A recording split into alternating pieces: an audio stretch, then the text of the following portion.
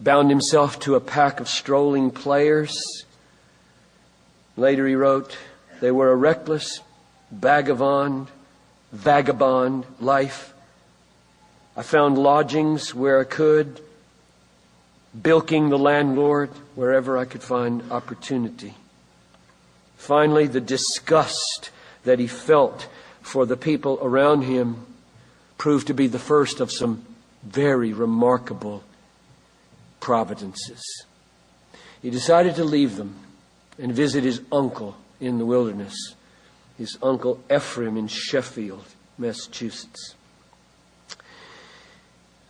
Instead of finding his uncle at home, he found, quote, a pious young man that stunned him because of how strongly he held his Christian convictions, and yet not without the stridency of so many of those he had known earlier. He left there wondering, maybe there's another way to be a Christian instead of a deist.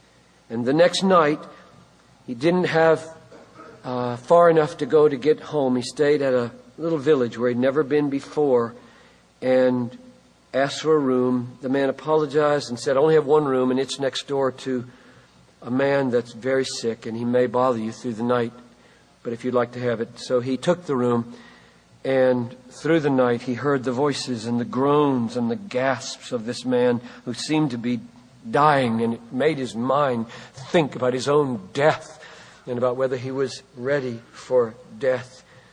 The morning came, and as he was getting ready to go, he asked how the man was, and the innkeeper said, oh, he died last night. And Judson was struck with the absoluteness of death and his unpreparedness for it. And as he was walking out the door, he said, do you know who he was?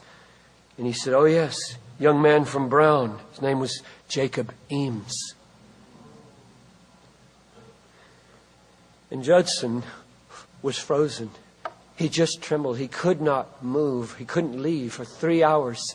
He just stayed there in the inn, terrified, saying, if Jacob Eames, the deist, is right, this is meaningless. This is meaningless.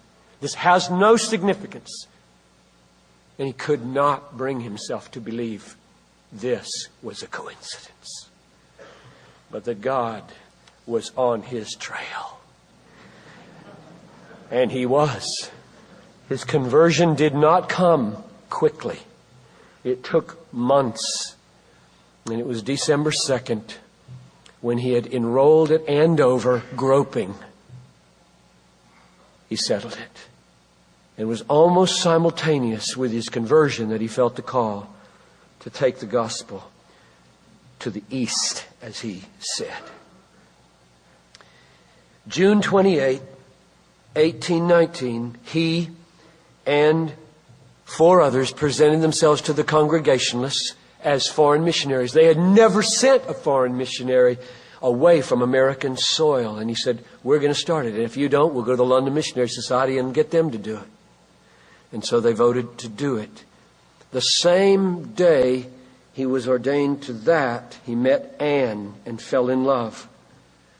Now, to show you the fiber of which this tree was made, both the man and the woman, listen to this letter of courting sent to her father. I have now to ask whether you can consent to part with your daughter early next spring, to see her no more in this world. Whether you can consent to her departure and her subjection to the hardships and sufferings of missionary life. Whether you can consent to her exposure to the dangers of the ocean, to the fatal influence of southern climate of India, to every kind of want and distress, to degradation, insult, persecution, and perhaps a violent death. Can you consent to all this for the sake of Him who left His heavenly home and died for her and for you, for the sake of perishing immortal souls, for the sake of Zion and the glory of God? Can you consent to all this in hope of soon meeting your daughter in the world of glory with the crown of righteousness, brightened with the acclamations of praise which shall redound to her Savior from the heathen, saved through her means from eternal woe and despair.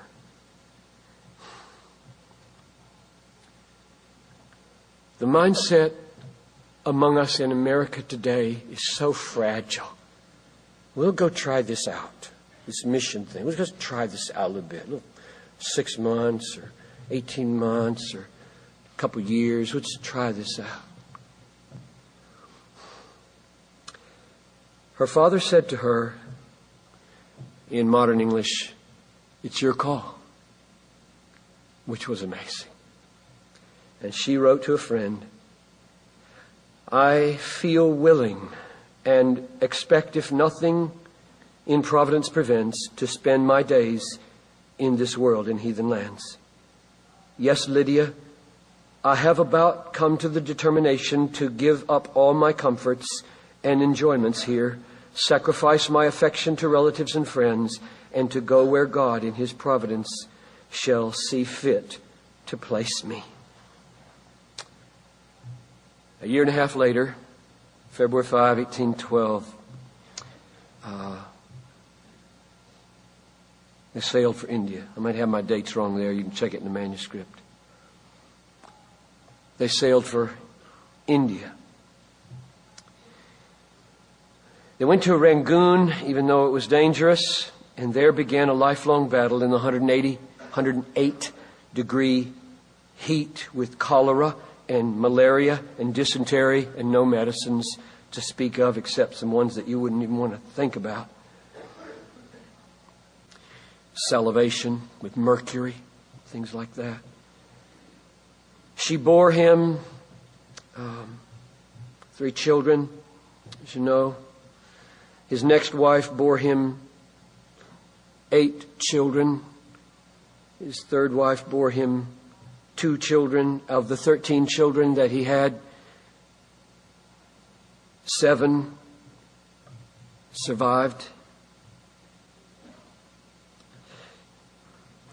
The first news they got from home was 2 years and 4 months later.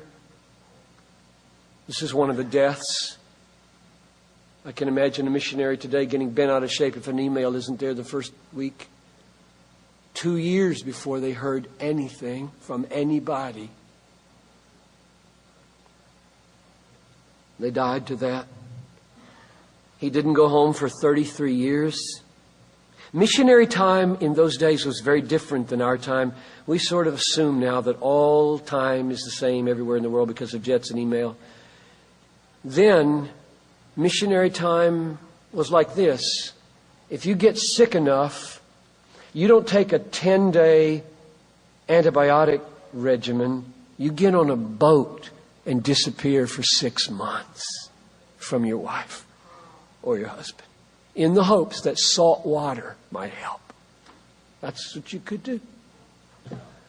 That's how time. Oh, we'll have a little 6-month interval here before we pick up again and go on. A boat ride that's supposed to take 2 weeks up to the northern part winds up taking 6 months because of the storm that blew them south.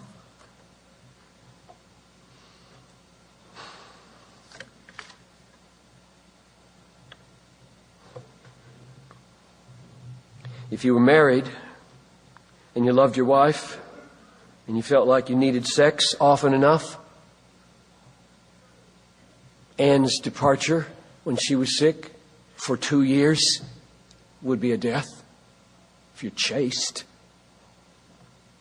She went back for 2 years. She was so sick, she went to New England. One of the joys that sustain you in those days is knowing that God's up to something good. That particular example is that she got well, she came back, and guess what she had done while she was in New England getting well? She wrote a book called An Account of the American Baptist Mission to the Burman Empire, and it exploded on the American Baptist scene, raising up hundreds of congregations ready to go, ready to give, ready to pray, which would have never happened had not she been on the brink of death and had her husband not died to his needs for 2 years.